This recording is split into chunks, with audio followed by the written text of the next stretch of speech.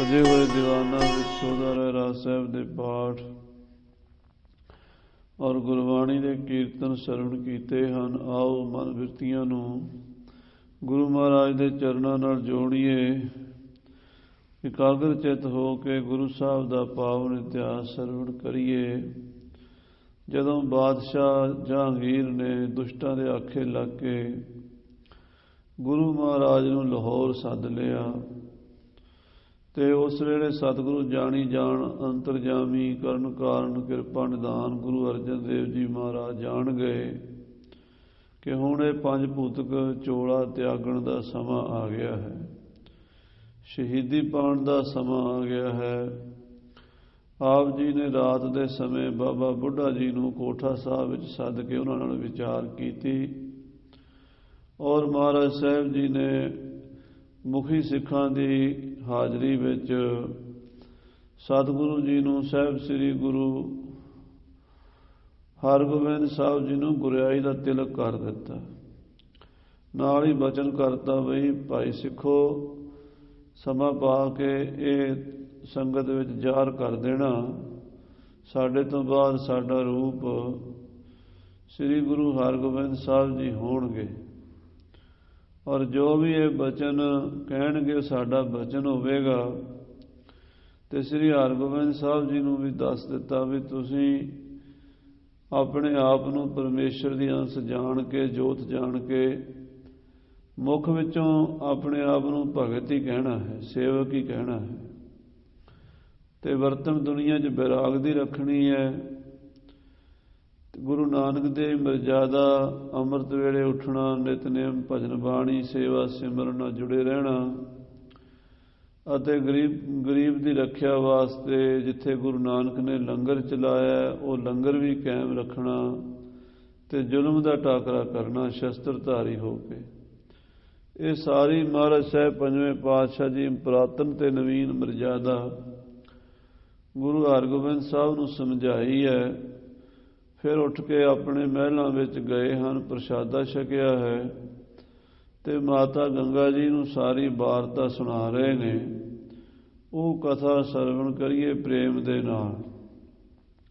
ਸਾਰੀ ਸੰਗਤ ਆਖੀਏ ਸਤਿਨਾਮ ਸ੍ਰੀ ਵਾਹਿਗੁਰੂ ਸਾਹਿਬ ਜੀ, ਸਤਿਨਾਮ ਸ੍ਰੀ ਵਾਹਿਗੁਰੂ ਸਾਹਿਬ ਜੀ। ਇਸ ਤਰ੍ਹਾਂ ਮਹਾਰਾਜ ਸਾਹਿਬ ਜੀ ਨੇ ਸੰਧਿਆ ਵੇਲੇ ਹਨੇਰੇ ਪਏ ਗੁਰਤਾ ਗੱਦੀ ਦੀ ਮਰਜ਼ਾਦਾ ਪੂਰਨ ਕਰ ਦਿੱਤੀ ਤੇ ਫਿਰ ਜਦੋਂ ਸ਼ਾਮ ਦੇ ਸਮੇਂ ਹਨੇਰੇ ਪਏ ਘਰ ਜਾਂਦੇ ਸਨ, ਆਪਣੇ ਮਹਿਲਾਂ ਵਿੱਚ ਪਹੁੰਚੇ ਹਨ। ਗ੍ਰਹਿ ਪ੍ਰਵੇਸ਼ ਭੋਜਨ ਕਰਿਓ ਬੈਠ ਪ੍ਰਯੰਕ ਸਹਾਏ। ਘਰ ਵਿੱਚ ਪ੍ਰਵੇਸ਼ ਕਰਕੇ ਭੋਜਨ ਕੀਤਾ ਹੈ ਤੇ ਪਲੰਘ ਤੇ ਬੈਠੇ ਪ੍ਰਸ਼ਾਦਾ ਛਕ ਰਹੇ ਹਨ। ਚੌਬੇ ਸਾਧੀ ਸ਼੍ਰੀ ਗੰਗਾ ਚਲ ਆਈ। ਮਾਤਾ ਗੰਗਾ ਜੀ ਸ਼ਾਂਤ ਸਰੂਪ ਮਾਤਾ ਜੀ ਗੁਰੂ ਅਰਜਨ ਦੇਵ ਜੀ ਦੇ ਮਹਿਲ, ਗੁਰੂ ਹਰਗੋਬਿੰਦ ਸਾਹਿਬ ਦੇ ਮਾਤਾ ਜੀ ਗੰਗਾ ਦੇ ਸਮਾਨ ਜਿਨ੍ਹਾਂ ਦਾ ਜੀਵਨ ਪਵਿੱਤਰ ਸੀ, ਉਹ ਮਾਤਾ ਗੰਗਾ ਸਤਿਗੁਰਾਂ ਦੇ ਚਰਨਾਂ ਵਿੱਚ ਆਏ ਹਨ। ਬੈਠੀ ਨਿਕਟ ਦੇਖ ਸੁਖ ਪਾਈ। ਮਾਤਾ ਗੰਗਾ ਜੀ ਆਪਣੇ ਪਤੀ ਜੀ ਦੇ ਕੋਲ ਬੈਠੇ ਹਨ, ਆਪ ਪ੍ਰਸ਼ਾਦਾ ਛਕਾ ਰਹੇ ਹਨ। ਸ਼੍ਰੀ ਅਰਜਨ ਸਭ ਬਾਤ ਬਖਾਨੀ। ਮਹਾਰਾਜ ਪੰਜਵੇਂ ਪਾਤਸ਼ਾਹ ਗੁਰੂ ਅਰਜਨ ਦੇਵ ਜੀ ਮਾਤਾ ਗੰਗਾ ਜੀ ਨੂੰ ਇਸ ਤਰ੍ਹਾਂ ਕਹਿਣ ਲੱਗੇ, ਸੁਨਹੁ ਆਰਜੇ ਭਾਗ ਮਹਾਨੀ। ਮਹਾਰਾਜ ਕਹਿਣ ਲੱਗੇ, ਇਹ ਭਾਗਾਂ ਵਾਲੀਏ ਸੁਣ, ਜਿਹੜਾ ਬਚਨ ਅਸੀਂ ਤੈਨੂੰ ਦੱਸਣ ਲੱਗੇ ਹਾਂ ਇਹ ਹੌਸਲੇ ਨਾਲ ਧੀਰਜ ਨਾਲ ਸੁਣਨਾ ਹੈ। ਲਵਪੁਰ ਕੋ ਹਮ ਕਰਹਿ ਬਿਆਨਾ। ਹੁਣ ਅਸੀਂ ਲਾਹੌਰ ਚੱਲੇ ਹਾਂ, ਸਵੇਰੇ ਅਸੀਂ ਲਾਹੌਰ ਚਲੇ ਜਾਣਾ ਹੈ। ਹਾਂਜੀ, ਹੋਤ ਪ੍ਰਾਤ ਨਿਸ਼ਚੈ ਹੋਏ ਜਾਣਾ। ਸਵੇਰੇ ਜਾਣਾ ਪੈਣਾ ਹੈ, ਸਾਨੂੰ ਬਾਦਸ਼ਾਹ ਨੇ ਬੁਲਾਇਆ ਹੈ ਤੇ ਸਵੇਰੇ ਅਸੀਂ ਲਾਹੌਰ ਚਲੇ ਜਾਵਾਂਗੇ। ਤਵ ਸੁਤ ਸਕਲ ਕਾਜ ਕੋ ਸਿਆਣਾ। ਤੇਰਾ ਪੁੱਤਰ ਹਰਗੋਬਿੰਦ ਹੁਣ ਸਾਰੇ ਕੰਮਾਂ ਨੂੰ ਸਿਆਣਾ ਹੈ, ਸਾਰੀ ਜ਼ਿੰਮੇਵਾਰੀ ਉਹਦੇ ਤੇ ਪਾ ਦਿੱਤੀ ਹੈ, ਉਹ ਹੁਣ ਸਾਰਾ ਕੰਮ ਸਾਂਭੇਗਾ। ਗੁਰੂ ਘਰ ਦੀ ਜ਼ਿੰਮੇਵਾਰੀ, ਗੁਰਤਾ ਗੱਦੀ ਦਾ ਸਾਰਾ ਭਾਰ ਉਹਦੇ ਤੇ ਹੈ। ਧਰਮ ਤੀਰ ਤਰ ਧਰਨ ਸਮਾਨਾ। ਉਹ ਧੀਰਜਵਾਨ ਹੈ, ਧਰਤੀ ਦੀ ਤਰ੍ਹਾਂ ਉਹਦੇ 'ਚ ਧੀਰਜ ਹੈ। ਬ੍ਰਹਮ ਗਿਆਨੀ ਕਾ ਧੀਰਜ ਏਕ, ਜਿਉ ਵਸਦਾ ਕੋਉ ਖੋਦਾ ਕੋਉ ਚੰਦਨ ਲੇਪ। ਸ੍ਰੀ ਹਰਗੋਬਿੰਦ ਜੀ ਧਰਮ ਦੇ ਵਿੱਚ ਮਹਾਨ ਹਨ, ਧੀਰਜ ਵਿੱਚ ਵੀ ਬੜੇ ਮਹਾਨ, ਧਰਤੀ ਤੋਂ ਵੱਧ ਕੇ ਧੀਰਜਵਾਨ ਹਨ। ਨਹੀਂ ਸੁਦੀਵ ਦੇਹ ਇਹ ਰਹਿ। ਫਿਰ ਮਹਾਰਾਜ ਕਹਿੰਦੇ ਗੰਗਾ ਜੀ, ਇਹ ਜਿਹੜਾ ਸਰੀਰ ਹੈ ਨਾ, ਇਹ ਸਦਾ ਨਹੀਂ ਰਹਿੰਦਾ। ਸਰੀਰ ਕਦੀ ਵੀ ਕਿਸੇ ਦਾ ਵੀ ਨਹੀਂ ਰਿਹਾ। ਰਾਮ ਗਇਓ ਰਾਵਣ ਗਇਓ, ਜਾਂ ਕੋ ਬਹੁ ਪਰਿਵਾਰ, ਕਹੋ ਨਾਨਕ ਤੇਰੇ ਕਛ ਨਹੀਂ, ਸੁਪਨੇ ਜਿਉ ਸੰਸਾਰ। ਇਹ ਸੰਸਾਰ ਵਿੱਚ ਜਿਹੜਾ ਵੀ ਕੋਈ ਸਰੀਰ ਧਾਰੀ ਆਇਆ, ਭਾਵੇਂ ਕੋਈ ਗੁਰੂ ਪੀਰ ਅਵਤਾਰ ਕੋਈ ਵੀ ਹੋਇਆ, ਰਾਜਾ ਮਹਾਰਾਜਾ, ਸਭ ਨੂੰ ਇੱਥੋਂ ਜਾਣਾ ਪੈਂਦਾ। ਰਹਿਣ ਨਾ ਪਾਵੇ ਸੁਰ ਨਰ ਦੇਵਾ, ਊਠ ਸਿਧਾਰੇ ਕਰ ਮਨ ਜਨ ਸੇਵਾ। ਜੀਵਤ ਪੇਖੇ ਜਿਨੀ ਹਰ ਹਰ ਧਿਆਇਆ, ਸਾਧ ਸੰਗ ਤਿਨੀ ਦਰਸ਼ਨ ਪਾਇਆ। ਇਹ ਦੁਨੀਆ ਦਾ ਮੇਲਾ ਇਹੋ ਜਿਹਾ, ਇੱਥੇ ਸਰੀਰ ਕਰਕੇ ਕਿਸੇ ਨੇ ਨਹੀਂ ਰਹਿਣਾ। ਸਰੀਰ ਕਰਕੇ ਸਾਰਿਆਂ ਦਾ ਵਿਛੋੜਾ ਪੈਂਦਾ ਹੀ ਪੈਂਦਾ ਹੈ, ਪੈਂਦਾ ਹੀ ਪੈਂਦਾ ਹੈ। ਹਾਂਜੀ, ਯਾਤੇ ਸਮਤ ਸਨੇਹ ਨਾ ਗਹਿ। ਇਸ ਕਰਕੇ ਸਿਆਣੇ ਬੰਦੇ ਮੋਹ ਨਹੀਂ ਕਰਦੇ। ਉਹ ਕਹਿੰਦੇ ਜਿਹੜੇ ਸਰੀਰ ਦਾ ਮੋਹ ਕਰਨਾ ਇਹਨੂੰ ਛੱਡਣਾ ਪੈਣਾ। ਇਸ ਕਰਕੇ ਜਿਹੜੀ ਚੀਜ਼ ਦਾ ਮੋਹ ਕਰਾਂਗੇ ਉਹ ਦੁੱਖ ਦੇਵੇਗੀ। ਮਹਾਂਪੁਰਸ਼ ਸਾਧੂ ਪੁਰਸ਼ ਸਰੀਰ ਦਾ, ਪਰਿਵਾਰ ਦਾ, ਧੀਆਂ ਪੁੱਤਰਾਂ ਦਾ, ਜਿੰਨੇ ਰਿਸ਼ਤੇ ਨੇ ਉਹਦਾ ਮੋਹ ਨਹੀਂ ਕਰਦੇ, ਉਹਨੂੰ ਝੂਠਾ ਸਮਝਦੇ ਹਨ। ਹਾਂਜੀ, ਜੋ ਉਪਜਹ ਸੋ ਬਿਨਸਨ ਹਾਰ। ਮਹਾਰਾਜ ਕਹਿੰਦੇ ਗੰਗਾ ਜੀ, ਜੋ ਵੀ ਪੈਦਾ ਹੁੰਦਾ ਨਾ ਦੁਨੀਆ ਵਿੱਚ, ਉਹ ਬਿਨਸਨ ਦਾ ਵੀ ਹੈ। ਐਸਾ ਇਸ ਦੁਨੀਆ ਤੇ ਕੋਈ ਨਹੀਂ ਜਿਹੜਾ ਸਦਾ ਰਿਹਾ ਹੋਵੇ। ਜੋ ਵੀ ਜੰਮਿਆ ਉਹਨੇ ਮਰਨਾ ਜ਼ਰੂਰ ਹੈ। ਜੋ ਉਪਜੋ ਸੋ ਬਿਨਸ ਹੈ। ਹਾਂਜੀ, ਜੋ ਉੱਚੋ ਸੋ ਗਿਰਨੇ ਹਾਰ। ਜਿਹੜਾ ਉੱਚਾ ਹੈ ਉਹ ਗਿਰੇਗਾ। ਉੱਚਾ ਚੜ੍ਹੈ ਸੋ ਪਵੈ ਪਿਆਲਾ। ਜਿੱਡੀ ਮਰਜ਼ੀ ਉੱਚੀ ਬਿਲਡਿੰਗ ਬਣਾ ਲਓ, ਇੱਕ ਦਿਨ ਗਿਰੇਗੀ। ਭਾਵੇਂ 100 ਸਾਲ, ਭਾਵੇਂ 1000 ਸਾਲ ਬਾਅਦ ਗਿਰੇ। ਜਿਹੜੀ ਚੀਜ਼ ਉੱਚੀ ਹੈ ਉਹ ਗਿਰੇਗੀ, ਜਿਹੜਾ ਜੰਮਿਆ ਉਹ ਮਰੇਗਾ। ਹਾਂਜੀ, ਇਹੀ ਸਨਾਤਨ ਦੇਹਨ ਧਰਮ। ਇਹਨਾਂ ਸਰੀਰਾਂ ਦਾ ਪੁਰਾਤਨ ਸਮੇਂ ਤੋਂ ਇਹੀ ਵਿਹਾਰ ਚੱਲਿਆ ਆ ਰਿਹਾ। ਸਤਿਯੁਗ ਤੋਂ ਲੈ ਕੇ ਤ੍ਰੇਤਾ ਦੁਆਪਰ ਕਲਯੁਗ, ਸਾਰੇ ਯੁੱਗਾਂ ਦੇ ਵਿੱਚ ਇਹ ਮਰਜ਼ਾਦਾ ਰਹੀ ਹੈ। ਜਿਹੜਾ ਪੈਦਾ ਹੋਇਆ ਉਹਨੂੰ ਸਰੀਰ ਕਰਕੇ ਇੱਕ ਦਿਨ ਇਸ ਦੁਨੀਆ ਤੋਂ ਜਾਣਾ ਪਿਆ ਹੈ। ਹਾਂਜੀ, ਇਸ ਮਹਿ ਪ੍ਰੇਮ ਮਹਾ ਉਰ ਭਰਮ। ਜਿਹੜਾ ਇਹਨੂੰ ਪ੍ਰੇਮ ਕਰਦਾ, ਝੂਠੇ ਸਰੀਰ ਨੂੰ ਮੋਹ ਕਰਦਾ, ਉਹ ਭਰਮ ਭੁਲੇਖੇ 'ਚ ਪਿਆ ਹੋਇਆ। ਉਹ ਬੜੇ ਵੱਡੇ ਭੁਲੇਖੇ 'ਚ ਵੇਖ ਸਮਝਦਾ ਵੀ ਇਹ ਸਰੀਰ ਏਦਾਂ ਰਹੇਗਾ। ਇਹ ਸਰੀਰ ਤਾਂ ਬਿਨਸ ਜਾਣੇ ਨੇ ਸਾਰਿਆਂ ਦੇ ਹੀ। ਕਿਸੇ ਦਾ ਵੀ ਸਰੀਰ ਗੰਗਾ ਜੀ ਰਿਹਾ ਨਹੀਂ ਦੁਨੀਆ ਤੇ। ਦਿਨ ਪ੍ਰਤ ਸਭ ਪ੍ਰਣਾਮ ਕੋ ਪਾਵਹਿ। ਇਹ ਜਿੰਨੇ ਵੀ ਸਰੀਰ ਨੇ ਦਿਨੋਂ ਦਿਨ ਪ੍ਰਣਾਮ ਪਾ ਰਹੇ ਨੇ। ਪ੍ਰਣਾਮ ਦਾ ਮਤਲਬ ਹੁੰਦਾ ਬਦਲ ਰਹੇ ਨੇ। ਜਿਵੇਂ ਦੁੱਧ ਦਾ ਦਹੀਂ ਬਣ ਜਾਣਾ, ਤੇ ਦਹੀਂ ਦਾ ਮੱਖਣ ਬਣ ਜਾਣਾ, ਘਿਓ ਬਣ ਜਾਣਾ, ਫਿਰ ਕੜਾਹ ਪ੍ਰਸ਼ਾਦ ਬਣ ਜਾਣਾ। ਇਹ ਬਦਲ ਬਦਲ ਕੇ ਦੁੱਧ ਦਾ ਕੀ ਬਣ ਗਿਆ। ਇੱਦਾਂ ਹੀ ਸਰੀਰ ਦਾ ਰੂਪ ਬਦਲਦਾ ਰਹਿੰਦਾ। ਜਦੋਂ ਬੱਚੇ ਦਾ ਜਨਮ ਹੁੰਦਾ ਉਦੋਂ ਕਿੱਦਾਂ ਦਾ ਹੁੰਦਾ, 40 ਦਿਨਾਂ ਵਿੱਚ ਡਬਲ ਹੋ ਜਾਂਦਾ, ਸਾਲ ਵਿੱਚ ਚੌਗੁਣਾ ਹੋ ਜਾਂਦਾ, 10 ਸਾਲਾਂ ਵਿੱਚ 8 ਗੁਣਾ ਹੋ ਜਾਂਦਾ, ਤੇ 20 ਸਾਲਾਂ 'ਚ ਉਦੋਂ ਦੁੱਗਣਾ ਹੋ ਜਾਂਦਾ, ਵੱਧਦਾ ਹੀ ਜਾਂਦਾ। ਫਿਰ ਜਵਾਨੀ ਤੋਂ ਫਿਰ 40 ਸਾਲਾਂ 'ਚ ਜਾ ਕੇ ਪਿੱਛੇ ਨੂੰ ਬੈਕ ਗੇਅਰ ਲੱਗ ਜਾਂਦਾ, ਬੁਢੇਪੇ ਵੱਲ ਵੱਧਦਾ। ਫਿਰ ਹੌਲੇ ਹੌਲੇ ਬੁੱਢਾ ਹੁੰਦਾ ਹੁੰਦਾ ਹੁੰਦਾ ਹੁੰਦਾ ਹੁੰਦਾ ਇੱਕ ਦਿਨ ਮਿੱਟੀ 'ਚ ਮਿਲ ਜਾਂਦਾ, ਖਤਮ ਹੋ ਜਾਂਦਾ ਹੈ। ਪ੍ਰਥਮ ਸਮਾਨ ਸਥਿਰ ਨ ਰਹਾਵਹਿ। ਇਹ ਪਹਿਲੇ ਵਰਗਾ ਨਹੀਂ ਰਹਿੰਦਾ ਸਰੀਰ, ਕਦੀ ਵੀ ਕਿਸੇ ਦਾ ਇੱਕੋ ਜਿਹਾ ਨਹੀਂ ਰਹਿੰਦਾ। ਕਿਸੇ ਦੀ ਦਾੜੀ ਹਮੇਸ਼ਾ ਕਾਲੀ ਨਹੀਂ ਰਹਿੰਦੀ, ਕਿਸੇ ਦੇ ਮੱਥੇ ਤੇ ਹਮੇਸ਼ਾ ਚਮਕ ਨਹੀਂ ਰਹਿੰਦੀ।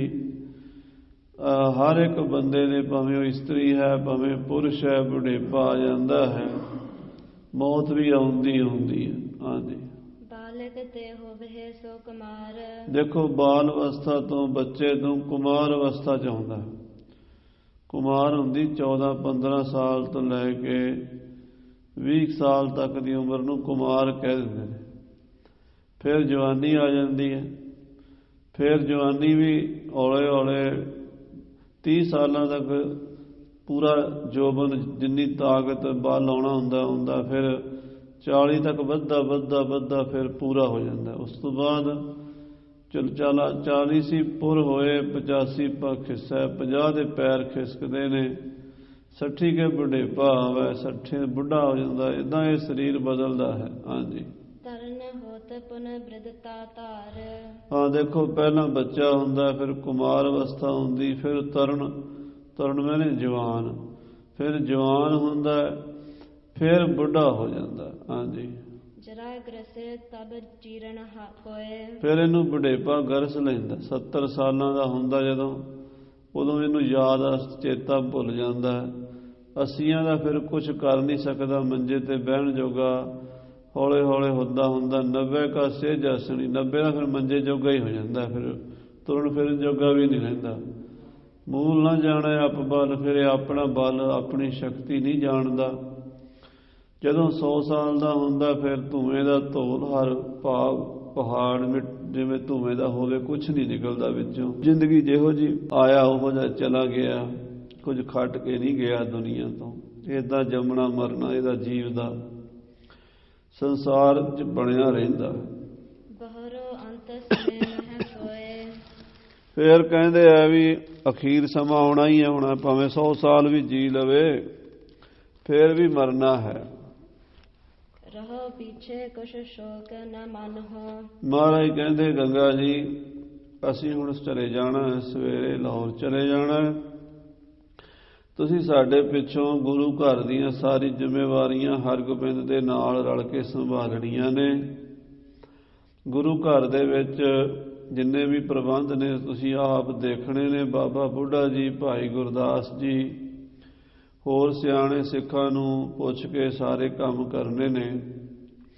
ਤੇ ਸ਼ੋਕ ਨਹੀਂ ਮਨਾਉਣਾ, ਸਾਡੇ ਜਾਣ ਦਾ ਦੁੱਖ ਨਹੀਂ ਮਨਾਉਣਾ, ਸਾਨੂੰ ਰੋਣਾ ਨਹੀਂ ਕਿਸੇ ਨੇ। ਹਾਂਜੀ, ਦੇਹ ਆਪ ਤੇ ਤਜਨ ਨਾ ਠਨ ਹੋ। ਤੇ ਆਪਣੀ ਮਰਜ਼ੀ ਨਾਲ ਸਰੀਰ ਵੀ ਨਾ ਛੱਡਿਆ ਜੇ, ਕਾਹਲੇ ਨਾ ਪਿਆ ਜੇ ਵੀ ਸਾਡੇ ਪਿੱਛੇ ਹੀ ਆ ਜਾਣਾ। ਕਿਉਂਕਿ ਇਹ ਸ਼ਕਤੀ ਮਾਤਾਵਾਂ ਭੈਣਾਂ 'ਚ ਹੁੰਦੀ ਸੀ ਬਈ ਉਹ ਇਹੋ ਜਿਹੀਆਂ ਮਾਈਆਂ ਹੋਈਆਂ, ਪਤਾ ਲੱਗੇ ਨਾ ਪਤੀ ਚੜ੍ਹਾਈ ਕਰ ਗਿਆ, ਨਾਲ ਹੀ ਕਰ ਜਾਂਦੀਆਂ ਸੀ।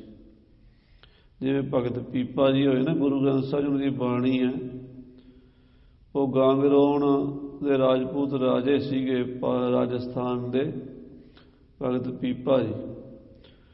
ਉਹ ਫਿਰ ਭਗਤ ਬਣ ਗਏ ਸੀ, ਗੁਰੂ ਰਾਮਾਨੰਦ ਜੀ ਦੇ ਚੇਲੇ ਬਣ ਗਏ ਸੀ। ਤੇ ਉਹਨਾਂ ਦੀ ਘਰਵਾਲੀ ਦਾ ਨਾਮ ਸੀ ਸੀਤਾ। ਉਹਨਾਂ ਦੇ ਨਾਲ ਹੀ ਜੰਗਲਾਂ ਵਿੱਚ ਤੀਰਥਾਂ ਤੇ ਘੁੰਮਦੇ ਰਾਜੇ ਲਛਮਣ ਦੇਵ ਕੋਲ ਜਾ ਰਹੇ। ਉੱਥੇ ਕਥਾ ਕਰਿਆ ਕਰਦੇ ਸੀ ਪੀਪਾ ਜੀ ਵੀ। ਤੇ ਉਹ ਜਿਹੜੀ ਮਾਤਾ ਜੀ ਸੀਤਾ ਸੀ ਨਾ, ਹੈ ਤਾਂ ਰਾਣੀ ਸੀ ਉਹ, ਪਰ ਸਾਧਨੀ ਬਣ ਗਈ, ਸੰਤਣੀ ਬਣ ਗਈ। ਉਹ ਵੀ ਪਰਮੇਸ਼ਰ ਦੀ ਕਥਾ ਕਰਿਆ ਕਰੇ। ਜਿਹੜਾ ਲਛਮਣ ਦੇਵ ਰਾਜਾ ਸੀ, ਉਹਦੀ ਘਰਵਾਲੀ ਰਾਣੀ ਸੀ ਜਿਹੜੀ, ਉਹ ਕਥਾ ਸੁਣਿਆ ਕਰਦੀ ਸੀ। ਉਹਦੇ ਮਨ 'ਚ ਸ਼ੰਕਾ ਪੈ ਗਿਆ ਵੀ ਜਿਹੜੀ ਗੱਲ ਮਾਤਾ ਜੀ ਕਹਿੰਦੇ ਆ ਵੀ ਪਤੀ ਦੀ ਮਰਨ ਦੀ ਖਬਰ ਸੁਣ ਕੇ ਸਰੀਰ ਛੱਡ ਦਈਦਾ, ਦੇਖੀਏ ਵੀ ਇਹ ਆਪ ਛੱਡ ਸਕਦੇ। ਇੱਕ ਦਿਨ ਪੀਪਾ ਜੀ ਨੂੰ ਰਾਜਾ ਨਾਲ ਲੈ ਗਿਆ ਜੰਗਲ ਸ਼ਿਕਾਰ ਖੇਡਣ। ਤੇ ਉਸ ਰਾਣੀ ਨੇ ਝੂਠ ਹੀ ਪੀਪਾ ਜੀ ਵਰਗੇ ਕੱਪੜੇ ਲਹੂ ਨਾਲ ਲਵੇੜ ਕੇ ਭੇਜਤੇ ਵੀ ਪੀਪਾ ਜੀ ਨੂੰ ਸ਼ੇਰ ਖਾ ਗਿਆ। ਇਹ ਗੱਲ ਆਵਾਜ਼ ਕੰਨਾਂ 'ਚ ਪੈਂਦਿਆਂ ਸਾਰੀ ਸੀਤਾ ਮਾਤਾ ਹੋਰਾਂ ਨੇ, ਪੀਪਾ ਜੀ ਦੀ ਘਰਵਾਲੀ ਨੇ ਸਰੀਰ ਛੱਡਤਾ ਸੀ। ਇਹ ਗੱਲ ਇਤਿਹਾਸ 'ਚ ਪ੍ਰਸਿੱਧ ਹੈ। ਉਹਨਾਂ ਦੀ ਬਾਣੀ ਗੁਰੂ ਗ੍ਰੰਥ ਸਾਹਿਬ 'ਚ ਆਉਂਦੀ, ਪੀਪਾ ਜੀ ਦੀ, ਕਾਇਓ ਦੇਵਾ ਕਾਇਓ ਦੇਵਲ ਕਾਇਓ ਜੰਗਮ ਜਾਤੀ, ਇਹ ਸ਼ਬਦ ਹੈ ਗੁਰੂ ਗ੍ਰੰਥ ਸਾਹਿਬ। ਇੱਦਾਂ ਵੀ ਹੋ ਜਾਂਦਾ ਵੀ ਇਹੋ ਜਿਹੀਆਂ ਮਾਈਆਂ ਮਾਤਾ ਗੰਗਾ ਜੀ ਵਰਗੀਆਂ ਮਰਜ਼ੀ ਨਾਲ ਹੀ ਉਸੇ ਵੇਲੇ ਸਰੀਰ ਛੱਡ ਸਕਦੀਆਂ। ਪਰ ਗੁਰੂ ਅਰਜਨ ਦੇਵ ਜੀ ਕਹਿੰਦੇ ਇੱਦਾਂ ਕਰਨਾ ਨਹੀਂ, ਤੁਸੀਂ ਸਰੀਰ ਨਹੀਂ ਛੱਡਣਾ, ਤੁਸੀਂ ਭਾਣਾ ਮੰਨਣਾ ਹੈ ਤੇ ਸਾਡੇ ਪਿੱਛੋਂ ਸ੍ਰੀ ਹਰਗੋਬਿੰਦ ਦੇ ਸਿਰ ਤੇ ਹੱਥ ਰੱਖਣਾ ਹੈ। ਪੁੱਤਰਨ ਸੋ ਪੁੱਤਰਨ ਕੋ ਸੁਖ ਦੇਖ। ਹਾਂ, ਤੇਰੇ ਪੁੱਤਰ ਹਰਗੋਬਿੰਦ ਦਾ ਬੜਾ ਪ੍ਰਤਾਪ ਵਧੇਗਾ ਤੇ ਤੇਰੇ ਪੋਤਰੇ ਵੀ ਹੋਣਗੇ, ਤੂੰ ਪੋਤਰਿਆਂ ਦਾ ਸੁੱਖ ਦੇਖੇਗੀ। ਅਸੀਂ ਤਾਂ ਹੁਣ ਜਾ ਰਹੇ ਹਾਂ। ਮਹਾਰਾਜ ਗੁਰੂ ਹਰਗੋਬਿੰਦ ਸਾਹਿਬ ਜੀ ਤੋਂ 11 ਸਾਲਾਂ ਦੇ ਸੀ ਜਦੋਂ ਮਹਾਰਾਜ ਸ਼ਹੀਦੀ ਪਾਈ ਪੰਜਵੇਂ ਪਾਤਸ਼ਾਹ। ਤੇ ਮਹਾਰਾਜ ਪੰਜਵੇਂ ਪਾਤਸ਼ਾਹ 43 ਸਾਲ ਦੀ ਉਮਰ 'ਚ ਸ਼ਹੀਦ ਹੋ ਗਏ। ਕਹਿੰਦੇ ਆ ਵੀ ਸਾਡੇ ਤੋਂ ਬਾਅਦ ਸਾਡੇ ਪੋਤਰੇ ਆਉਣੇ ਨੇ ਤੇ ਤੂੰ ਖਿਡਾਣੇ ਆਪਣੀ ਗੋਦੀ ਵਿੱਚ। ਮਹਾਰਾਜ ਸ੍ਰੀ ਗੁਰੂ ਹਰਗੋਬਿੰਦ ਸਾਹਿਬ ਦੇ 5 ਸਾਹਿਬਜ਼ਾਦੇ ਤੇ ਇੱਕ ਬੇਟੀ ਹੋਈ ਸੀ। ਬਾਬਾ ਗੁਰਦਿੱਤਾ ਦੀਨ ਦੁਨੀ ਦਾ ਟਿੱਕਾ ਜੋ ਵਰ ਮੰਗਿਆ ਸੋ ਵਰ ਦਿੱਤਾ। ਦੂਜੇ ਬਾਬਾ ਸੂਰਜਮਲ ਜੀ, ਤੀਜੇ ਬਾਬਾ ਅਣੀ ਰਾਏ ਜੀ, ਚੌਥੇ ਬਾਬਾ ਅਟਲ ਰਾਏ ਜੀ, ਪੰਜਵੇਂ ਗੁਰੂ ਤੇਗ ਬਹਾਦਰ ਜੀ ਤੇ ਬੀਬੀ ਬੀਰੋ। ਇਹਨਾਂ ਸਾਰਿਆਂ ਨੂੰ ਮਾਤਾ ਗੰਗਾ ਖਿਡਾਉਂਦੀ ਰਹੀ ਹੈ, ਬੱਚਿਆਂ ਨੂੰ, ਪੋਤਿਆਂ ਨੂੰ। ਤੇ ਬਾਬੇ ਬਕਾਲੇ ਸਾਹਿਬ ਮਾਤਾ ਗੰਗਾ ਜੀ ਨੇ ਸਰੀਰ ਛੱਡਿਆ। ਬਾਬੇ ਬਕਾਲੇ, ਉੱਥੇ ਗੁਰਦੁਆਰਾ ਮਾਤਾ ਜੀ ਦਾ, ਮਾਤਾ ਗੰਗਾ ਜੀ ਦਾ, ਬਾਬਾ ਬਿਸ਼ਨ ਸਿੰਘ ਜੀ, ਨਿਹੰਗ ਸਿੰਘ, ਤਰਨਾ ਦਲ ਦੇ ਮਹਾਂਪੁਰਸ਼ਾਂ ਨੇ ਬੜਾ ਸੁੰਦਰ ਬਣਾਇਆ ਹੋਇਆ, ਸੋਨੇ ਦਾ ਗੁੰਬਜ ਲਾ ਕੇ, ਬਾਬੇ ਬਕਾਲੇ। ਸੋ ਮਾਤਾ ਗੰਗਾ ਜੀ ਨੂੰ ਮਹਾਰਾਜ ਗੁਰੂ ਅਰਜਨ ਦੇਵ ਜੀ ਕਹਿੰਦੇ, ਗੰਗਾ ਜੀ ਤੁਸੀਂ ਸਾਡੇ ਤੋਂ ਬਾਅਦ ਹੋਰ ਬੜਾ ਲੰਮਾ ਸਮਾਂ ਰਹਿਣਾ ਹੈ, ਇਸ ਤੇ ਕਾਹਲੀ ਨਹੀਂ ਕਰਨੀ, ਸਰੀਰ ਨਹੀਂ ਛੱਡਣਾ। ਭਾਵ ਤੁਸੀਂ ਸਾਡੇ ਵਿਜੋਗ ਵਿੱਚ ਸਰੀਰ ਨਾ ਛੱਡ ਦਿਆ ਜੇ, ਬਲਕਿ ਪਰਿਵਾਰ ਦੀ, ਆਉਣ ਵਾਲੇ ਬੱਚਿਆਂ ਪੋਤਿਆਂ ਦੀ ਸੰਭਾਲ ਕਰਨੀ ਹੈ ਤੁਸੀਂ। ਹਾਂਜੀ, ਸ਼ਾਦੀ ਕਰੋ ਆਨੰਦ ਵਿਸ਼ੇਖ। ਆ ਬੜੀਆਂ ਖੁਸ਼ੀਆਂ ਵੇਖਣੀਆਂ ਨੇ ਹਰਗੋਬਿੰਦ ਦੇ ਪਰਿਵਾਰ ਦੀਆਂ, ਤੁਸੀਂ ਖੁਸ਼ੀਆਂ ਵੇਖਣੀਆਂ ਨੇ, ਬੱਚਿਆਂ ਦੇ ਵਿਆਹ ਤੱਕ ਵੀ ਦੇਖਣੇ ਨੇ। ਅੰਤ ਸਮਾਂ ਹੋਏ ਪ੍ਰਾਪਤ ਜਬੈ। ਜਦੋਂ ਸਮਾਂ ਆਵੇਗਾ ਸਰੀਰ ਦਾ ਛੁੱਟਣ ਦਾ, ਉਦੋਂ ਤੁਸੀਂ ਸਾਡੇ ਕੋਲ ਆ ਜਾਣਾ। ਤੁਹਾਡੇ ਵਾਸਤੇ ਸੱਚਖੰਡ ਦੇ ਦਰਵਾਜ਼ੇ ਖੁੱਲ੍ਹੇ ਰਹਿਣੇ ਨੇ ਗੰਗਾ ਜੀ। ਤੁਹਾਡੀ ਆਤਮਾ ਨੂੰ ਸਾਡੇ ਚਰਨਾਂ ਵਿੱਚ ਹੀ ਥਾਂ ਮਿਲਣੀ ਹੈ। ਹਾਂਜੀ, ਹਮ ਸੋ ਮਿਲਹਿ ਆਨ ਤੂੰ ਤਬੈ। ਮਹਾਰਾਜ ਕਹਿੰਦੇ ਗੰਗਾ ਤੂੰ ਸਾਡੇ ਕੋਲ ਹੀ ਆਏਗੀ, ਸਾਨੂੰ ਹੀ ਮਿਲੇਗੀ ਸੱਚਖੰਡ ਵਿੱਚ। ਗੰਗਾ ਸੁਣੀ ਅਚਾਨਕ ਬਾਤੀ।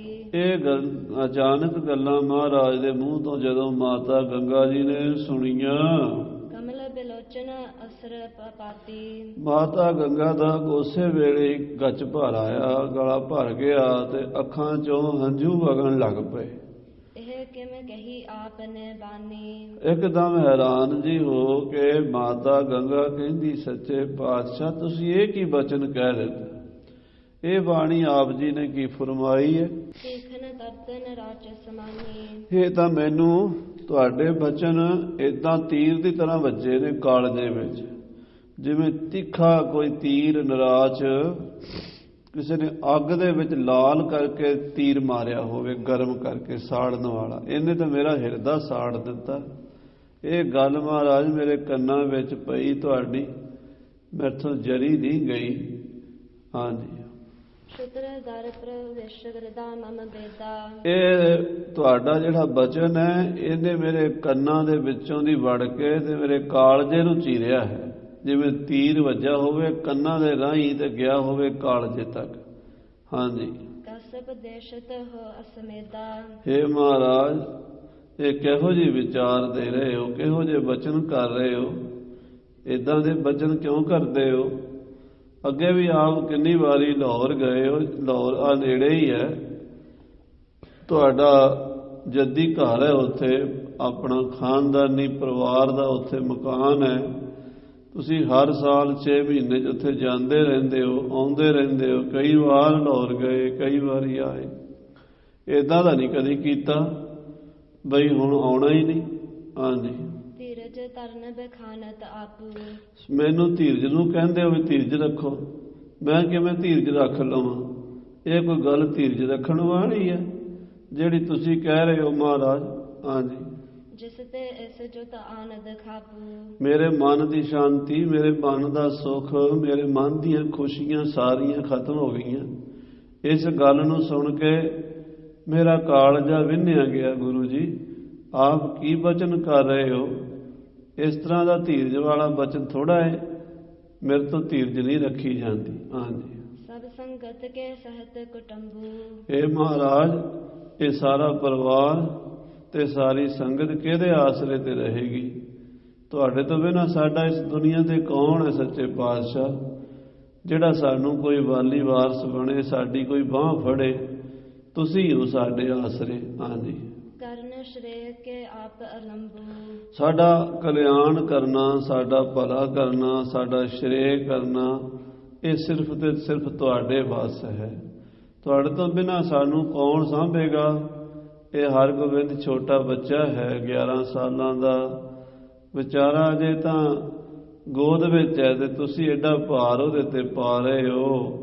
ਸ਼੍ਰੀ ਹਰਗੋਬਿੰਦ ਬਾਲਕ ਦਾਸਾ। ਸ੍ਰੀ ਹਰਗੋਬਿੰਦ ਜੀ ਅਜੇ ਬਾਲਕ ਹਨ। ਠੀਕ ਹੈ ਵੀ ਉਹਨਾਂ ਨੂੰ ਤੁਹਾਡੀ ਕਿਰਪਾ ਹੈ, ਬੜੀ ਸੋਝੀ ਵਾਲੇ ਹਨ, ਪਰ ਉਮਰ ਤਾਂ ਬੱਚਿਆਂ ਵਾਲੀ ਹੈ ਨਾ। ਤੇ ਉਸ ਬਾਲਕ ਨੂੰ ਅਨਾਥ ਕਰਕੇ ਤੁਸੀਂ ਕਿੱਥੇ ਚੱਲੇ ਹੋ।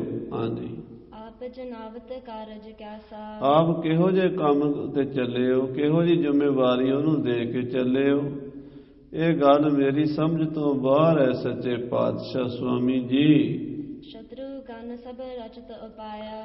ਹੇ ਪਤੀ ਦੇਵ, ਵੈਰੀ ਤੇ ਗੁਰੂ ਘਰ ਦੇ ਸਿਰ ਤੇ ਚੜੇ ਆਉਂਦੇ ਨੇ, ਬੜੇ ਭੈੜੇ ਭੈੜੇ ਉਪਾਅ ਕਰਦੇ ਨੇ, ਦੁਸ਼ਮਣ ਸਾਰੇ ਪਾਸੇ ਛਾਏ ਹੋਏ ਨੇ। ਇਸ ਵੇਲੇ ਸਾਡਾ ਤੁਹਾਡੇ ਤੋਂ ਬਿਨਾਂ ਕੌਣ ਬਣੇਗਾ। ਹਾਂਜੀ, ਨੀਠ ਨੀਠ ਨਿਜ ਨੰਦ ਬਚਾਇਆ। ਹਾਂ, ਦੇਖੋ ਕਿੰਨੀਆਂ ਮੁਸੀਬਤਾਂ ਚੋਂ ਸਾਹਿਬਜ਼ਾਦਾ ਲੰਘਿਆ, ਕਿੰਨੇ ਵੈਰੀਆਂ ਨੇ ਮਾਰਨ ਦੇ ਯਤਨ ਕੀਤੇ ਨੇ, ਇਹਨੂੰ ਖਤਮ ਕਰਨ ਦੇ ਲਈ ਜ਼ਹਿਰ ਤੱਕ ਦੇਣ ਦੀਆਂ ਕੋਸ਼ਿਸ਼ਾਂ ਕੀਤੀਆਂ ਨੇ, ਸੱਪ ਲੜਾਉਣ ਦੀਆਂ ਕੋਸ਼ਿਸ਼ਾਂ ਕੀਤੀਆਂ ਨੇ, ਹੋਰ ਕਿੰਨੀਆਂ ਆਫਤਾਂ ਆਈਆਂ, ਕਿੰਨੀਆਂ ਕੁ ਮੁਸੀਬਤਾਂ ਆਈਆਂ। ਮਹਾਰਾਜ ਗੁਰੂ ਨਾਨਕ ਦੇਵ ਜੀ ਨੇ ਕਿਰਪਾ ਰੱਖੀ, ਮੇਰਾ ਬੱਚਾ ਅਜੇ ਰਾਜੀ ਹੈ, ਸੁੱਖ ਸ਼ਾਂਤ ਨਾਲ ਹੈ, ਠੀਕ ਠਾਕ ਹੈ, ਪਰ ਦੁਸ਼ਮਣਾਂ ਵੱਲੋਂ ਤਾਂ ਕੋਈ ਕਸਰ ਨਹੀਂ ਨਾ ਛੱਡੀ ਗਈ। ਜਿਹੜੇ ਵੈਰੀ ਜਾਨ ਲੈਣ ਤੱਕ ਜਾਂਦੇ ਨੇ, ਉਹਨਾਂ ਤੋਂ ਮਹਾਰਾਜ ਸਾਡੀ ਰੱਖਿਆ ਕੌਣ ਕਰੇਗਾ। ਤੁਮ ਸਮਰੱਥ ਹੋ ਨਿਤ ਸਭ ਭਾਤੀ। ਹੇ ਸੱਚੇ ਪਾਤਸ਼ਾਹ, ਤੁਸੀਂ ਹਰ ਤਰ੍ਹਾਂ ਨਾਲ ਸਮਰੱਥ ਹੋ, ਹਰ ਤਰ੍ਹਾਂ ਨਾਲ ਤੁਸੀਂ ਪੂਰੇ ਹੋ, ਹਰ ਕੰਮ ਤੁਸੀਂ ਕਰ ਸਕਦੇ ਹੋ। ਤੁਹਾਨੂੰ ਮਹਾਰਾਜ ਪਰਮੇਸ਼ਰ ਦਾ ਹੀ ਰੂਪ ਸਮਝਿਆ ਜਾਂਦਾ। ਮੇਰੇ ਵਾਸਤੇ ਤਾਂ ਤੁਸੀਂ ਪਰਮੇਸ਼ਰ ਹੋ, ਤੁਸੀਂ ਹੈ ਹੀ ਪਰਮੇਸ਼ਰ ਹੋ। ਗੁਰੂ ਨਾਨਕ ਸਾਹਿਬ ਦੀ ਜੋਤ ਹੈ ਤੁਹਾਡੇ ਅੰਦਰ। ਹਾਂਜੀ, ਕੌਣ ਆਸਰੋ ਗਹਿ ਪਛਾਤੀ। ਤੁਹਾਡੇ ਤੋਂ ਬਿਨਾਂ ਅਸੀਂ ਕਿਹਦਾ ਆਸਰਾ ਫੜਾਂਗੇ, ਤੁਹਾਡੇ ਤੋਂ ਪਿੱਛੇ ਸਾਡਾ ਕੀ ਬਣੇਗਾ। ਹਾਂਜੀ, ਸ਼੍ਰੀ ਅਰਜਨ ਜੀ ਪੁਨਹ ਬਖਾਨੀ। ਸ੍ਰੀ ਮਾਤਾ ਗੰਗਾ ਜੀ ਦੀ ਇਹ ਗੱਲ ਸੁਣ ਕੇ ਪੰਚਮ ਪਾਤਸ਼ਾਹ ਗੁਰੂ ਅਰਜਨ ਦੇਵ ਜੀ ਕਹਿਣ ਲੱਗੇ, ਅਸ ਚਿੰਤਾ ਕਿਮ ਚਿਤ ਮਹਿ ਠਾਨੀ। ਮਹਾਰਾਜ ਕਹਿੰਦੇ, ਗੰਗਾ ਜੀ ਇਹੋ ਜਿਹੀ ਚਿੰਤਾ ਤੁਸੀਂ ਕਿਉਂ ਕਰਨ ਲੱਗੇ ਹੋ। ਇਹ ਚਿੰਤਾ ਨਹੀਂ ਕਰਨੀ, ਇਹ ਫਿਕਰ ਨਹੀਂ ਕਰਨਾ ਤੁਸੀਂ। ਹਾਂਜੀ, ਸ਼੍ਰੀ ਨਾਨਕ ਸਮਰੱਥ ਜਗਨਾਥਾ। ਸਾਹਿਬ ਸ੍ਰੀ ਗੁਰੂ ਨਾਨਕ ਦੇਵ ਜੀ ਮਹਾਰਾਜ ਸਾਰੇ ਜਗਤ ਦੇ ਮਾਲਕ ਹਨ, ਸਾਰੀ ਸ੍ਰਿਸ਼ਟੀ ਦੇ ਸੁਆਮੀ ਹਨ, ਔਰ ਸਭ ਕੁਝ ਉਹਨਾਂ ਦੇ ਹੱਥ ਵਿੱਚ ਹੈ।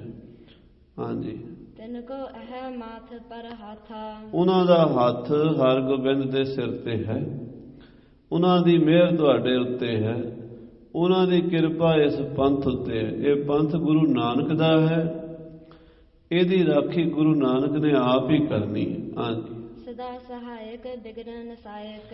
ਗੁਰੂ ਨਾਨਕ ਸਾਡੇ ਅੰਗ ਸੰਗ ਹਨ, ਉਹ ਸਾਰੇ ਬਿਘਨਾਂ ਨੂੰ ਦੂਰ ਕਰਨ ਵਾਲੇ ਤੇ ਦੁੱਖਾਂ ਦਾ ਨਾਸ਼ ਕਰਨ ਵਾਲੇ, ਸੁੱਖਾਂ ਦਾ ਪ੍ਰਕਾਸ਼ ਕਰਨ ਵਾਲੇ ਹਨ। ਪ੍ਰਭ ਬਿਸਾਲ ਗਨ ਸ਼ਤਰਨ ਕਾਇਕ। ਸ੍ਰੀ ਗੁਰੂ ਨਾਨਕ ਦੇਵ ਜੀ ਮਹਾਰਾਜ ਸ਼ਤਰੂਆਂ ਦਾ, ਦੁਸ਼ਟਾਂ ਦਾ, ਪਾਪੀਆਂ ਦਾ ਆਪ ਹੀ ਨਾਸ਼ ਕਰਨਗੇ, ਆਪ ਹੀ ਆਪਣੀ ਸੰਗਤ ਦੀ ਬੌੜੀ ਕਰਨਗੇ। ਗੁਰ ਪ੍ਰਤਾਪ ਤੇ ਹਰਗੋਬਿੰਦ। ਗੁਰੂ ਨਾਨਕ ਦੀ ਕਿਰਪਾ ਨਾਲ ਹਰਗੋਬਿੰਦ ਦੀ ਚੜ੍ਹਦੀ ਕਲਾ ਰਹੇਗੀ। ਹਰਗੋਬਿੰਦ ਦਾ ਬੜਾ ਪ੍ਰਤਾਪ ਹੋਵੇਗਾ, ਰਾਜਿਆਂ ਮਹਾਰਾਜਿਆਂ ਤੋਂ ਉੱਚੀ ਸ਼ਾਨ ਹੋਵੇਗੀ ਹਰਗੋਬਿੰਦ ਦੀ। ਹਾਂਜੀ, ਦਿਨ ਪ੍ਰਤ ਇਨਕੋ ਤੇਜ ਬਿਲੰਦ। ਤੂੰ ਦੇਖੀ ਗੰਗਾ, ਤੇਰਾ ਪੁੱਤਰ ਬਾਦਸ਼ਾਹ ਦਾ ਬਾਦਸ਼ਾਹ ਹੋਵੇਗਾ, ਇਹਦਾ ਤੇਜ ਪ੍ਰਤਾਪ ਬੜਾ ਵਧੇਗਾ, ਇਹਦਾ ਜਾਹੋ ਜਲਾਲ ਕਿਸੇ ਤੋਂ ਝੱਲਿਆ ਨਹੀਂ ਜਾਵੇਗਾ, ਇਹ ਮੀਰੀਆਂ ਪੀਰੀਆਂ ਦਾ ਮਾਲਕ ਹੋਵੇਗਾ। ਹਾਂਜੀ, ਅਪਰਨਾ ਕੀਜੈ ਚਿਤ ਦੁਚਤਾਈ। ਹੇ ਗੰਗਾ, ਹੋਰ ਚਿੰਤਾ ਚ ਨਾ ਪੈ, ਹੋਰ ਦੁਬਿਧਾ ਚ ਨਾ ਪੈ। ਬੇਦੀ ਕੁਲ ਕੇ ਤਿਲਕ ਸਹਾਈ। ਬੇਦੀ ਕੁਲ ਦੇ ਤਿਲਕ ਸ੍ਰੀ ਗੁਰੂ ਨਾਨਕ ਦੇਵ ਜੀ ਹਰਗੋਬਿੰਦ ਦੇ ਨਾਲ ਰਹਿਣਗੇ, ਉਹਨਾਂ ਦਾ ਹੱਥ ਸਿਰ ਤੇ ਰਹੇਗਾ। ਹਾਂਜੀ, ਅਸ ਕਹਿ ਕਰਨਾ ਤਾਰਨ ਹਾਰਾ। ਏਦਾਂ ਕਹਿ ਕੇ ਮਹਾਰਾਜ ਗੁਰੂ ਅਰਜਨ ਦੇਵ ਜੀ ਨੇ ਆਪਣੀ ਧਰਮ ਪਤਨੀ ਮਾਤਾ ਜੀ ਗੰਗਾ ਜੀ ਵੱਲ ਮਿਹਰ ਦ੍ਰਿਸ਼ਟੀ ਕੀਤੀ।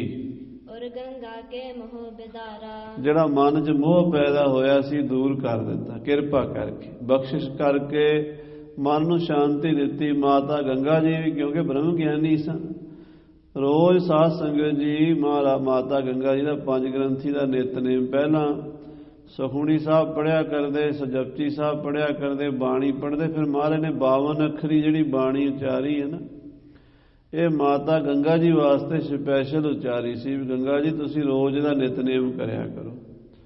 ਮਾਤਾ ਗੰਗਾ ਜੀ 52 ਅੱਖਰੀ ਬਾਣੀ ਦਾ ਨੇਮ ਨਾਲ ਪਾਠ ਕਰਿਆ ਕਰਦੇ ਸਨ। ਹੋਰ ਵੀ ਬਾਣੀ ਪੜ੍ਹਦੇ ਰਹਿੰਦੇ, ਸੇਵਾ ਕਰਦੇ, ਸਿਮਰਨ ਕਰਦੇ, ਲੰਗਰ ਵਿੱਚ ਆਪ ਭਾਂਡੇ ਮਾਂਜਣੇ, ਆਪ ਦੇਗ ਲੰਗਰ ਤਿਆਰ ਕਰਨੀ, ਆਪ ਸੰਗਤਾਂ ਨੂੰ ਆਪਣੇ ਹੱਥੀਂ ਛਕਾਉਣਾ। ਮਾਤਾ ਗੰਗਾ ਜੀ ਸੇਵਾ ਦੀ ਸਿਮਰਨ ਦੀ ਮੂਰਤੀ ਸਨ। ਹਾਂਜੀ, ਪ੍ਰਾਪਤ ਭਇਓ ਗਿਆਨ ਸੁਖਦਾਨੀ, ਮਾਤਾ ਗੰਗਾ ਜੀ ਨੂੰ ਬ੍ਰਹਮ ਗਿਆਨ ਦੀ ਪ੍ਰਾਪਤੀ ਹੋਈ ਹੈ। ਹਾਂਜੀ, ਜਿਵੇਂ ਪਤ ਕਹਿਤ ਸਾਚ ਤਿਮ ਜਾਨੀ, ਜਿਵੇਂ ਮਹਾਰਾਜ ਸ੍ਰੀ ਗੁਰੂ ਅਰਜਨ ਦੇਵ ਜੀ ਕਹਿੰਦੇ ਹਨ ਸੱਚ ਹੀ ਹੋਣਾ ਹੈ, ਉਹਨਾਂ ਦੇ ਵਚਨਾਂ ਤੇ ਵਿਸ਼ਵਾਸ ਮਾਤਾ ਗੰਗਾ ਜੀ ਨੂੰ ਆ ਗਿਆ। ਕਰ ਕੋ ਜੋਰਤ ਬਾਕ ਬਖਾਨਾ, ਫਿਰ ਮਾਤਾ ਗੰਗਾ ਨੇ ਹੱਥ ਜੋੜ ਕੇ ਬੇਨਤੀ ਕੀਤੀ, ਜਥਾ ਜੋਗ ਸੋ ਕ੍ਰਿਤ ਤੁਮ ਠਾਨਾ, हे ਮਹਾਰਾਜ ਜੋ ਤੁਸੀਂ ਕਰ ਰਹੇ ਹੋ ਠੀਕ ਹੈ, ਤੁਹਾਡੇ ਕੀਤੇ ਤੇ ਮੈਨੂੰ ਕੋਈ ਕਿੰਤੂ ਨਹੀਂ, ਕਿਉਂਕਿ ਮਹਾਂਪੁਰਸ਼ ਅਵਤਾਰੀ ਪੁਰਸ਼ ਜੋ ਸੰਸਾਰ ਤੇ ਆਉਂਦੇ ਨੇ ਉਹ ਉਹੀ ਕੁਝ ਕਰਦੇ ਨੇ ਜਿਹੜਾ ਅਕਾਲ ਪੁਰਖ ਵੱਲੋਂ ਹੁਕਮ ਹੁੰਦਾ। ਕੋਈ ਗਲਤ ਕੰਮ ਨਹੀਂ ਕਰਦੇ, ਉਹਨਾਂ ਦੇ ਹਰ ਕੰਮ 'ਚ ਭਲਾਈ ਹੁੰਦੀ ਹੈ, ਚੰਗਿਆਈ ਹੁੰਦੀ ਹੈ। ਤੁਸੀਂ ਜੋ ਵੀ ਕਰੋਗੇ ਭਲਾ ਹੀ ਕਰੋਗੇ। ਤੁਮ ਤੇ ਅਪਰ ਨ ਸਿਆਣੋ ਕੋਈ, ਤੁਹਾਡੇ ਤੋਂ ਸਿਆਣਾ ਤਾਂ ਸੱਚੇ ਪਾਤਸ਼ਾਹ ਇਸ ਦੁਨੀਆ ਤੇ ਕੋਈ ਹੈ ਨਹੀਂ। ਸਰਵ ਕਲਾ ਸਮਰੱਥ, ਸਰਬੱਗ, ਅੰਤਰਜਾਮੀ, ਘਟ ਘਟ ਦੀ ਜਾਣਨ ਵਾਲੇ ਤੁਸੀਂ ਹੋ। ਜੋ ਆਛੀ ਹੋਏ ਪਖ ਹੋ ਸੋਈ, ਜੋ ਗੱਲ 'ਚ ਸਹੀ ਹੋਣੀ ਤੁਸੀਂ ਉਹੀ ਕਹਿਣੀ ਹੈ। ਜੋ ਤੁਸੀਂ ਕਹਿ ਰਹੇ ਹੋ ਠੀਕ ਕਹਿ ਰਹੇ ਹੋ, ਤੇ ਜੋ ਤੁਸੀਂ ਕਰੋਗੇ ਉਹ ਵੀ ਠੀਕ ਹੀ ਕਰੋਗੇ। ਇਮ ਸੰਪਾਖਨ ਕਰ ਕਰ ਸੋਏ, ਇਸ ਤਰ੍ਹਾਂ ਮਾਤਾ ਗੰਗਾ ਜੀ ਤੇ ਗੁਰੂ ਅਰਜਨ ਦੇਵ ਜੀ ਆਪਸ ਵਿੱਚ ਬਚਨ ਕਰਕੇ ਸਤਿਗੁਰੂ ਜੀ ਆਪਣੇ ਪਲੰਘ ਤੇ ਬਿਰਾਜਮਾਨ ਹੋ ਗਏ, ਸੌਂ ਗਏ। ਜਾਮ ਜਾਮਨੀ ਜਾਗਰਨ ਹੋਏ, ਅੰਮ੍ਰਿਤ ਵੇਲੇ 1:15 ਰਾਤ ਰਹਿੰਦੀ ਗੁਰੂ ਜੀ ਜਾਗੇ ਹਨ, ਉੱਠੇ ਹਨ। ਕਿਰਿਆ ਇਸ਼ਨਾਨ ਆਦ ਸਭ ਕਰੀ, ਅੰਮ੍ਰਿਤ ਵੇਲੇ ਦੀ ਜਿਹੜੀ ਕਿਰਿਆ ਇਸ਼ਨਾਨ ਦੀ ਉਹ ਸਾਰੀ ਕੀਤੀ ਹੈ। ਬਹੁਰ ਸਮਾਧ ਰੂਪ ਨਿਜ ਧਰੀ, ਫਿਰ ਸਮਾਧੀ ਲਾਈ, ਆਪਣੇ ਸਰੂਪ ਦੇ ਵਿੱਚ ਲਿਵ ਲੀਨਤਾ ਕੀਤੀ ਹੈ। ਜਬ ਪ੍ਰਕਾਸ਼ ਰਵ ਕੋ ਹੋਏ ਆਇਓ, ਜਦੋਂ ਸਾਧ ਸੰਗਤ ਜੀ ਸੂਰਜ ਚੜ ਗਿਆ, ਚੜਨ ਹੇਤ ਖਾਸਾ ਮੰਗਵਾਇਓ, ਮਹਾਰਾਜ ਸੱਚੇ ਪਾਤਸ਼ਾਹ ਲਾਹੌਰ ਜਾਣ ਨੂੰ ਤਿਆਰੀ ਕੀਤੀ, ਆਪਣੀ ਪਾਲਕੀ ਮੰਗਵਾਈ ਹੈ। ਖਾਸਾ ਉਹ ਜਿਹੜੀ ਪਾਲਕੀ ਮੋਢੇ ਤੇ ਚੁੱਕ ਕੇ ਸਿੱਖ ਲੈ ਜਾਂਦੇ ਨੇ, ਉਹ ਸਤਿਗੁਰੂ ਜੀ ਨੇ ਖਾਸਾ ਮੰਗਵਾਇਆ ਹੈ। ਪੰਜ ਸਿੱਖ ਲੈ ਆਪਣੇ ਸਾਥ, 5 ਗੁਰਸਿੱਖਾਂ ਨੂੰ ਆਪਣੇ ਨਾਲ ਲਿਆ। 5 ਮਹਾਂਪੁਰਸ਼ ਬ੍ਰਹਮ ਗਿਆਨੀ ਗੁਰਸਿੱਖ ਗੁਰੂ ਸਾਹਿਬ ਦੇ ਨਾਲ ਗਏ ਨੇ। ਕੀਨ ਅਰੂਡਨ ਅਰਜਨ ਨਾਥ, 5ਵੇਂ ਪਾਤਸ਼ਾਹ ਸ੍ਰੀ ਗੁਰੂ ਅਰਜਨ ਦੇਵ ਜੀ ਪਾਲਕੀ 'ਚ ਸਵਾਰ ਹੋਏ ਨੇ ਤੇ 5 ਗੁਰਸਿੱਖ ਨਾਲ ਚੱਲ ਪਏ ਨੇ। ਵਿਦਿਆ ਜੇਠਾ ਲੰਗ ਪਿਰਾਣਾ, ਇਹ ਕਿਹੜੇ ਕਿਹੜੇ ਮਹਾਂਪੁਰਸ਼ ਸਨ? ਭਾਈ ਸਾਹਿਬ ਭਾਈ ਵਿਧੀ ਚੰਦ ਜੀ, ਭਾਈ ਜੇਠਾ ਜੀ, ਚੌਧਰੀ ਲੰਗਾ ਜੀ ਤੇ ਚੌਥੇ ਭਾਈ ਪਿਰਾਣਾ ਜੀ ਸਨ। ਪੰਚਮ ਪੈੜਾ ਸੰਗ ਪਿਆਣਾ, 5ਵਾਂ ਸਿੱਖ ਭਾਈ ਪੈੜਾ ਸੀ। ਵਿਧੀ ਚੰਦ ਜੇਠਾ ਜੀ, ਲੰਗਾ ਜੀ, ਪਿਰਾਣਾ ਜੀ ਤੇ ਪੈੜਾ ਜੀ, ਇਹ 5 ਬ੍ਰਹਮ ਗਿਆਨੀ ਮਹਾਂਪੁਰਸ਼ ਹੋਏ ਨੇ ਗੁਰਸਿੱਖ ਜਿਹੜੇ ਨਾਲ ਗੁਰੂ ਸਾਹਿਬ ਦੇ ਚੱਲੇ ਨੇ। ਹਾਂਜੀ, ਅਪਰ ਸਰਬਤ ਦਾ ਧੀਰਜ ਤਿਆਗੇ, ਬਾਕੀ ਸਾਰੀ ਸੰਗਤ ਨਾਲ ਜਾਣਾ ਚਾਹੁੰਦੀ ਸੀ। ਮਹਾਰਾਜ ਨੇ ਆਖਿਆ ਨਾ ਭਾਈ, ਤੁਸੀਂ ਸ੍ਰੀ ਅੰਮ੍ਰਿਤਸਰ ਸਾਹਿਬ ਰਹਿ ਕੇ ਕੀਰਤਨ ਭਜਨ ਕਰੋ, ਸ੍ਰੀ ਹਰਿਮੰਦਰ ਸਾਹਿਬ ਦੇ ਦਰਸ਼ਨ ਕਰੋ, ਬਾਣੀ ਪੜ੍ਹੋ, ਭਾਣਾ ਮੰਨੋ, ਜੋ ਵਾਹਿਗੁਰੂ ਦਾ ਹੁਕਮ ਹੋਏਗਾ ਤੁਹਾਨੂੰ ਪਤਾ ਲੱਗ ਜਾਏਗਾ। ਹਾਂਜੀ, ਰਹੋ ਸਦਾਸਰ ਸੇਵਾ ਲਾਗੇ, ਮਹਾਰਾਜ ਕਹਿੰਦੇ ਅੰਮ੍ਰਿਤਸਰ ਦੀ ਸੇਵਾ ਕਰੋ, ਸਰੋਵਰ ਦੀ ਸੇਵਾ, ਹਰਿਮੰਦਰ ਸਾਹਿਬ ਦੀ ਸੇਵਾ, ਲੰਗਰ ਦੀ ਸੇਵਾ, ਇਹ ਕਰੋ, ਆਪਣਾ ਜੀਵਨ ਸਫਲਾ ਕਰੋ। ਹਾਂਜੀ। ਸ਼੍ਰੀ ਹਰਿਗੋਬਿੰਦ ਸੰਗ ਸਦੀਵਾ। ਸ੍ਰੀ ਗੁਰੂ ਹਰਿਗੋਬਿੰਦ ਸਾਹਿਬ ਤੁਹਾਡੇ ਗੁਰੂ ਹਨ। ਇਹਨਾਂ ਦੇ ਭਾਣੇ ਵਿੱਚ, ਇਹਨਾਂ ਦੇ ਹੁਕਮ ਵਿੱਚ ਰਹਿਣਾ ਹੈ। ਹਾਂਜੀ। ਦਰਸ਼ਨ ਬਰਸਹੁ ਹਰਖ ਸਿਤਰੀਵਾ। ਸਾਡਾ ਰੂਪ ਸਮਝ ਕੇ ਇਹਨਾਂ ਦੇ ਦਰਸ਼ਨ ਕਰਨੇ ਆ। ਸਾਡੇ ਵਿੱਚ ਇਹਨਾਂ 'ਚ ਕੋਈ ਫਰਕ ਨਹੀਂ ਹੈ। ਹੁਣ ਗੁਰੂ ਨਾਨਕ ਦੀ ਜੋਤ ਇਹਨਾਂ ਵਿੱਚ ਵਿਰਾਜਮਾਨ ਹੋਈ ਹੈ। ਹਾਂਜੀ। ਨਿਕਸ ਗ੍ਰਹਿ ਤੇ ਸਤਿਗੁਰ ਆਏ। ਗੁਰੂ ਮਹਾਰਾਜ ਆਪਣੇ ਮਹਿਲਾਂ ਤੋਂ ਨਿਕਲ ਕੇ ਆਏ ਹਨ। ਗਏ ਸਦਾਸਰ ਕੋ ਦਰਸਾਏ। ਸ੍ਰੀ ਹਰਿਮੰਦਰ ਸਾਹਿਬ ਅੰਮ੍ਰਿਤਸਰ ਸਰੋਵਰ ਤੇ ਪਹੁੰਚੇ ਹਨ। ਹਾਂਜੀ। ਪਿਤ ਥਲ ਜਾਣਤ ਪਾਉ ਬੜ ਤਾਰਾ। ਆਪਣੇ ਪਿਤਾ ਗੁਰੂ ਰਾਮਦਾਸ ਜੀ ਦੀ ਜਗ੍ਹਾ ਦੇ ਅੰਤਮ ਦਰਸ਼ਨ ਕਰ ਰਹੇ ਨੇ।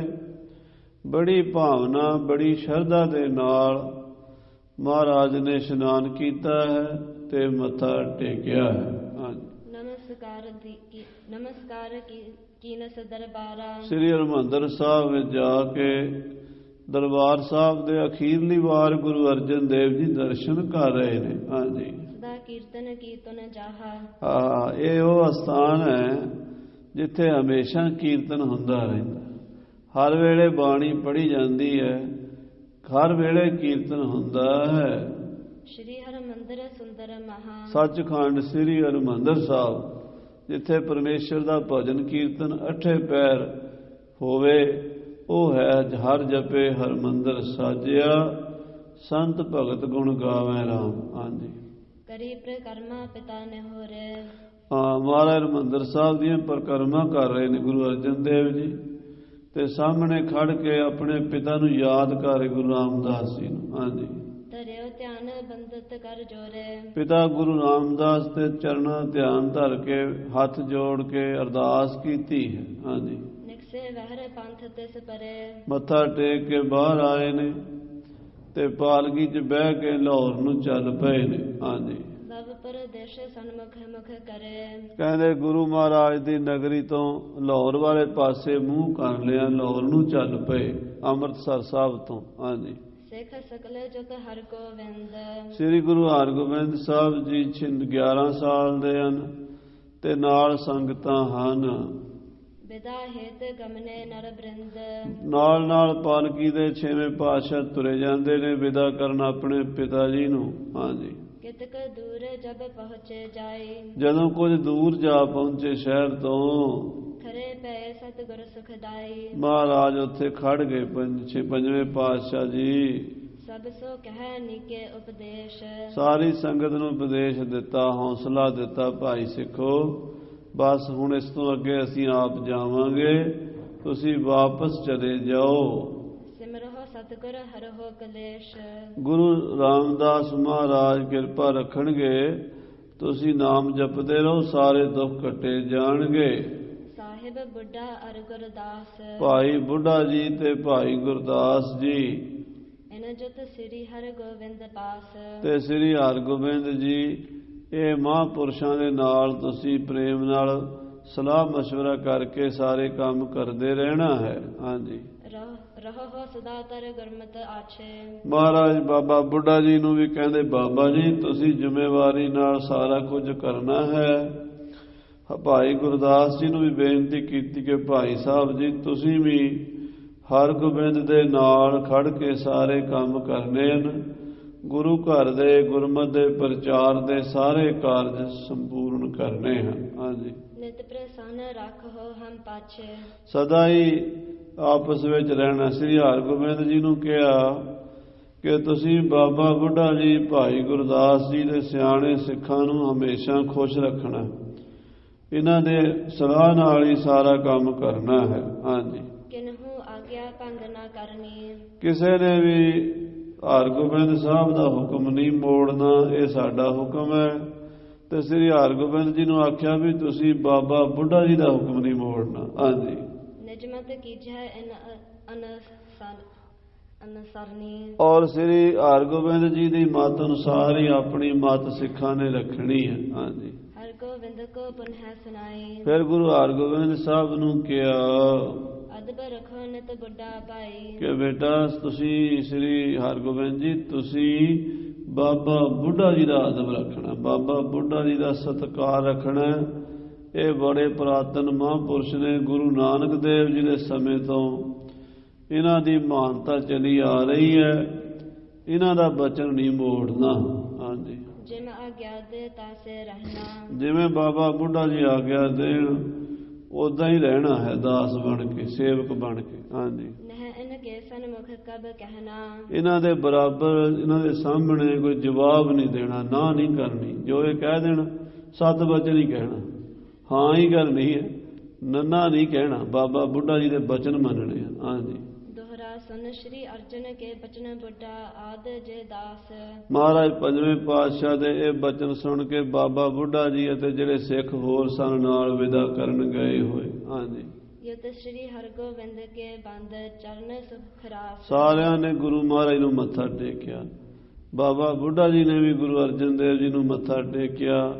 ਗੁਰੂ ਹਰਗੋਬਿੰਦ ਸਾਹਿਬ ਨੇ ਵੀ ਗੁਰੂ ਅਰਜਨ ਦੇਵ ਜੀ ਨੂੰ ਮੱਥਾ ਟੇਕਿਆ। ਭਾਈ ਗੁਰਦਾਸ ਜੀ ਨੇ ਵੀ ਗੁਰੂ ਅਰਜਨ ਦੇਵ ਜੀ ਨੂੰ ਮੱਥਾ ਟੇਕਿਆ। ਜਿੰਨੀ ਸੰਗਤ ਸੀ ਅੰਮ੍ਰਿਤਸਰ ਦੀ, ਬੀਬੀਆਂ, ਮਾਈਆਂ, ਸਿੱਖ, ਸਾਰਿਆਂ ਨੇ ਵਾਰੀ ਵਾਰੀ ਮੱਥਾ ਟੇਕਿਆ। ਹਾਂਜੀ, ਚੌਪਈ ਬਾਰ ਬਾਰ ਕਰ ਬਿਨਾ ਕਨੇਰੀ, ਬਾਰ ਬਾਰ ਬੇਨਤੀ ਕਰਦੇ ਨੇ, ਹਿਟਬੇ ਚਹਤ ਨਹੀਂ ਤਿਸ ਬੇਰੀ। ਮਹਾਰਾਜ ਸਾਨੂੰ ਨਾਲ ਹੀ ਲੈ ਚੱਲੋ, ਪਿਛਾ ਨੂੰ ਮੁੜਨ ਨੂੰ ਜੀ ਨਹੀਂ ਕਰਦਾ ਸੰਗਤ ਦਾ। ਹਾਂਜੀ, ਸ਼੍ਰੀ ਹਰਿ ਜਨ ਕਹਿ ਕਰ ਬਹੁ ਭਾਰੀ, ਮਹਾਰਾਜ ਕਹਿੰਦੇ ਨਾ ਭਾਈ ਹੁਣ ਤੁਸੀਂ ਵਾਪਸ ਜਾਓ। ਹਾਂਜੀ, ਬਰਬਸ ਸਭਨ ਹਟਾਏ ਪਿਸ਼ਾਰੀ, ਜ਼ਬਰਦਸਤੀ ਮਹਾਰਾਜ ਨੇ ਪਿੱਛੇ ਹਟਾਇਆ। ਸਿੱਖ ਤਾਂ ਕੋਈ ਵੀ ਪਿੱਛੇ ਹਟ ਕੇ ਰਾਜੀ ਨਹੀਂ ਸੀ। ਕਹਿੰਦੇ ਲਾਹੌਰ ਹੀ ਚੱਲਾਂਗੇ ਅਸੀਂ ਨਾਲ, ਅਸੀਂ ਗੁਰੂ ਸਾਹਿਬ ਤੁਹਾਨੂੰ ਛੱਡ ਨਹੀਂ ਸਕਦੇ। ਪਰ ਮਹਾਰਾਜ ਕਹਿੰਦੇ ਨਾ ਭਾਈ, ਅਸੀਂ ਲਾਹੌਰ ਜਿਹੜੀ ਖੇਡ ਖੇਡਣੀ ਹੈ ਉਹ ਅਸੀਂ ਇਕੱਲਿਆਂ ਨੇ ਖੇਡਣੀ, ਤੁਸੀਂ ਵਾਪਸ ਹੋ ਜਾਓ। ਏਦਾਂ ਮਹਾਰਾਜ ਸੰਗਤ ਨੂੰ ਵਾਪਸ ਕਰਕੇ ਇਕੱਲੇ ਭਾਈ ਵਿਧੀ ਚੰਦ, ਭਾਈ ਜੇਠਾ, ਭਾਈ ਲੰਗਾ, ਭਾਈ ਪੁਰਾਣਾ ਤੇ ਭਾਈ ਪੈੜਾ, 5 ਗੁਰਸਿੱਖਾਂ ਨੂੰ ਲੈ ਕੇ ਪਹੁੰਚੇ ਨੇ। ਲਾਹੌਰ ਦੇ ਬਾਦਸ਼ਾਹ, ਦਿੱਲੀ ਦੇ ਬਾਦਸ਼ਾਹ, ਹਿੰਦੁਸਤਾਨ ਦੇ ਬਾਦਸ਼ਾਹ ਜਹਾਂਗੀਰ ਨਾਲ ਮੁਲਾਕਾਤ ਕਿਵੇਂ ਹੋਈ ਉਹ ਕਥਾ ਸਾਰੀ ਆਪਾਂ ਸੁਣਾਂਗੇ। ਸਮੇਂ ਦੇ ਲਿਹਾਜ਼ ਨਾਲ ਸਮਾਪਤੀ ਹੈ। ਹੇ ਗੋਬਿੰਦ, ਹੇ ਗੋਪਾਲ।